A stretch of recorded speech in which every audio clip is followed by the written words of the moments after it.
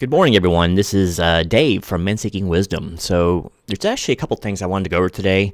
The first thing is going to be a channel update of what's going on because the release schedule has been kind of wacky lately. Just schedules have not lined up well for all four of us, and but we're gonna truck on. We're gonna get back to the Book of Daniel here and get it done. So, I just wanted to give you a brief update on that.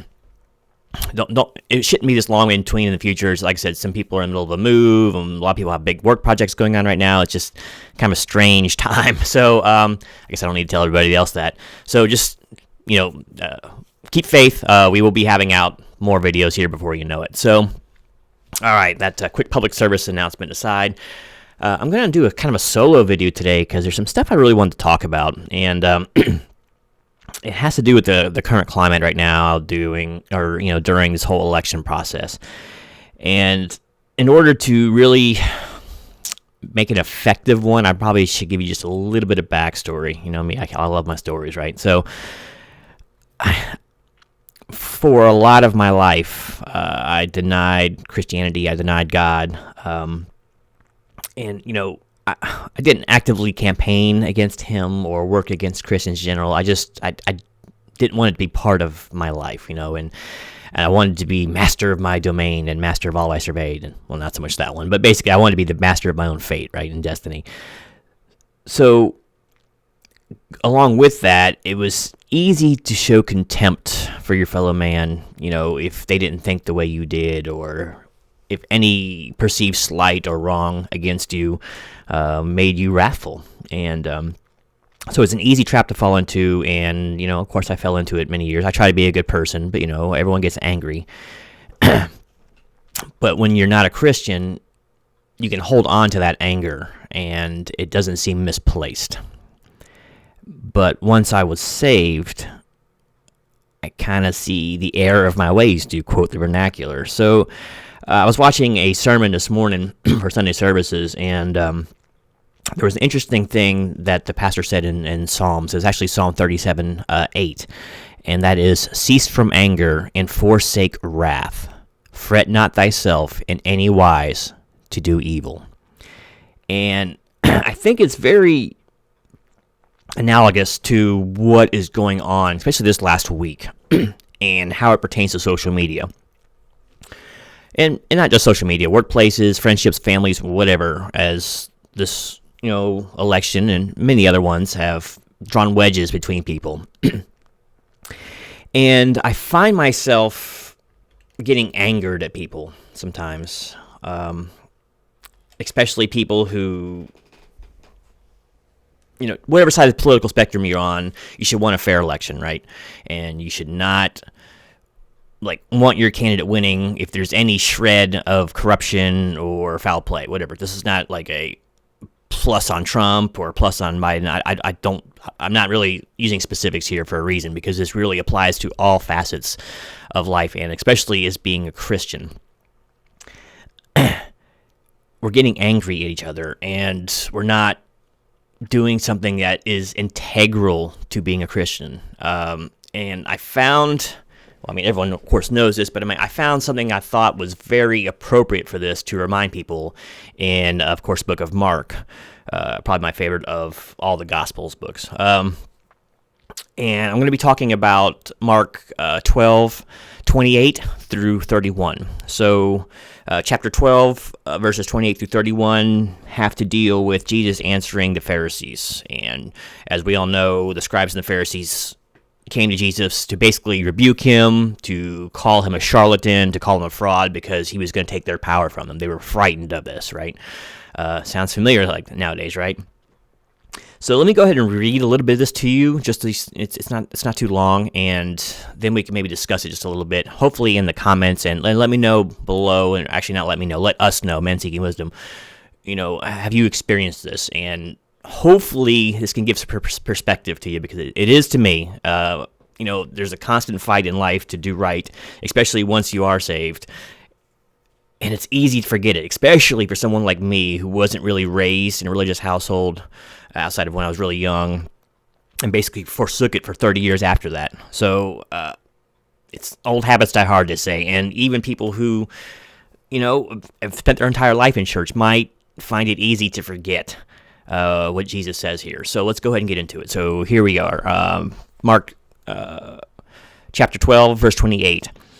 And one of the scribes came, and having heard them reasoning together, and perceiving that he had answered them well, asked him, which is the first commandment of all? Right now they're addressing Jesus. 29.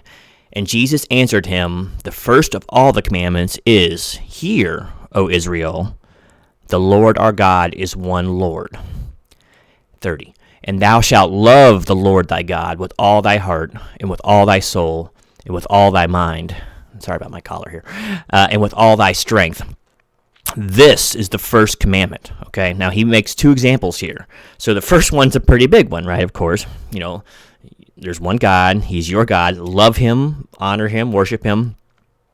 One God. Seems pretty important, right? Creator of everything. Okay. What's the second one he says? Mark 12:31. And the second is like, namely this, Thou shalt love thy neighbor as thyself. There is none other commandment greater than these. And boy, is that tough, isn't it? Right now, that is tough because, politically speaking in the U.S. and a lot of the world actually right now, you're either on one side or the other with some, middle ground in between. That's where we all used to live until, the MSN really got us all fired up and is trying to divide us. But, that's a story for another kind of channel. But love thy neighbor as you love thyself. And it's so easy to get angered in this tumultuous time and to let others anger you and to very quickly eschew your Christian beliefs, right? It is my job to love my neighbor. I don't care if they voted for Trump. I don't care if they voted for Biden. I don't care if they voted for Jorgensen. So when I find myself getting angry with, say, Biden supporters who are posting things about, Trumpers this and, go crawl back in your hole, that sort of thing, and I start taking personal umbrage with it, I got to remember that's the person I need to love the most. And I'm trying. I'm really trying. It may not sound like it in my voice and inflection, but I am. I do say prayers about it, and I just find it very concerning, how we're letting matters temporal and things of the world cloud us from this very simple message that was given a long time ago by some very wise people, and now we're talking about the Son of God himself saying it.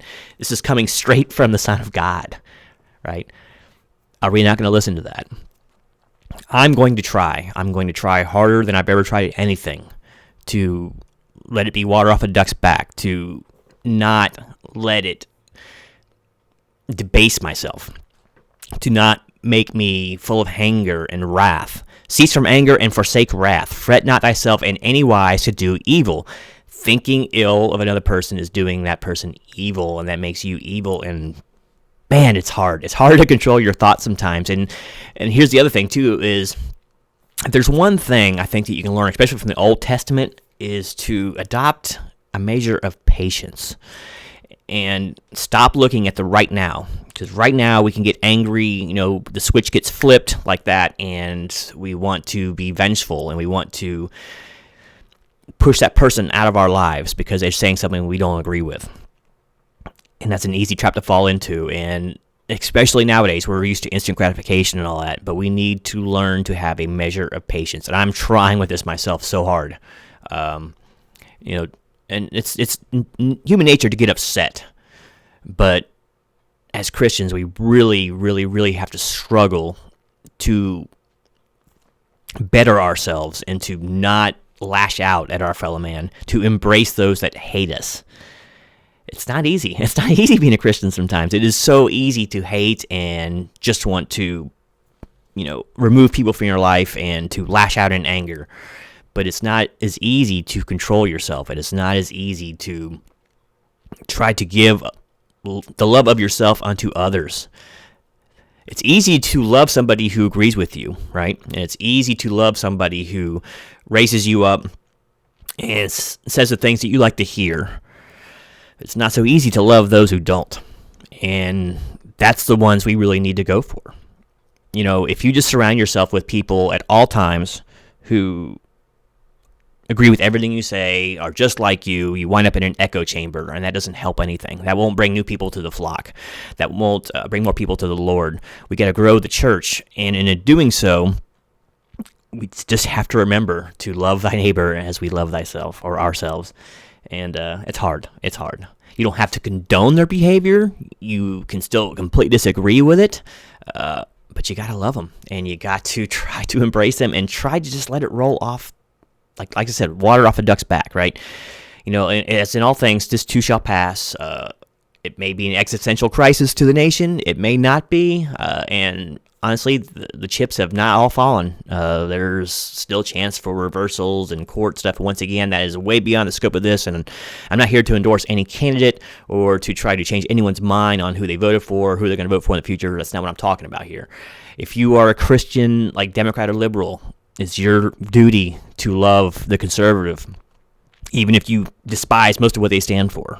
You do share a commonality. You both love Jesus Christ. You both love the Lord.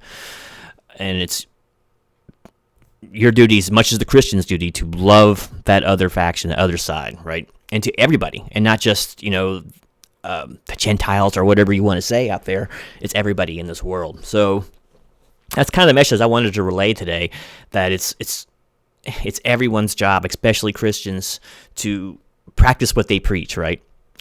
And so, like I said, I am way more guilty of, bad thoughts and negative emotions and wanting to push people away, even though I've always been a really strong proponent of debate. I don't like block friends and all that because they don't agree with me, that sort of thing, because, that's just it is. I don't want to surround myself with yes people. I want to always be challenged, right? And to have other ideas and thoughts given to me. But after I was saved, I've got to realize I've got to try to be better, because even thoughts of anger are bad. They're sinful, and I don't want to be sinful.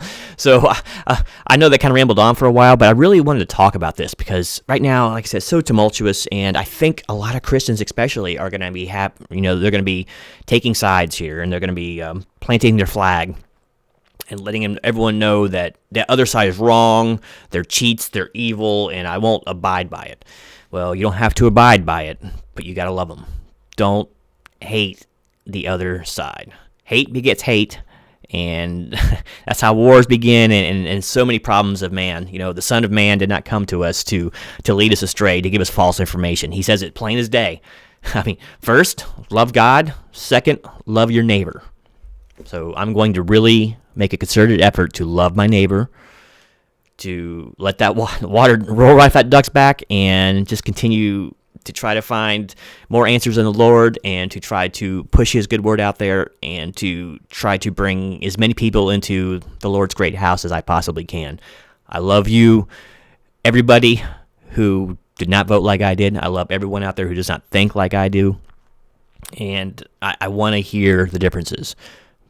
Let's not push each other away right now. Let's embrace everyone, because we're all on this planet together, right? And this is not like one of those, San Francisco, love fest, love-ins, or whatever like that. I'm just saying it's so important for believers in Christ to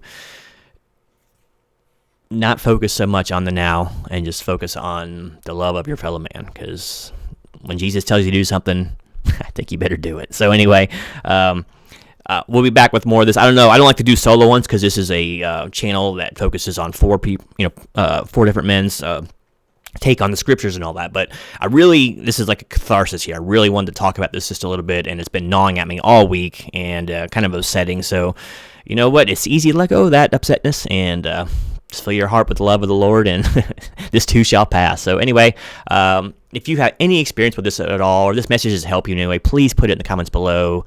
Like, share, subscribe. Help us get the word out there, the word of the Lord, because right now we desperately need it. And so like I said, well, anyway, I just wanted to talk about it. And if you want to talk about it, put it below. I'm sure we can answer you at some point. And hopefully this helps heal some divisions. So anyway, thanks so much. And this has been Men Seeking Wisdom. God bless.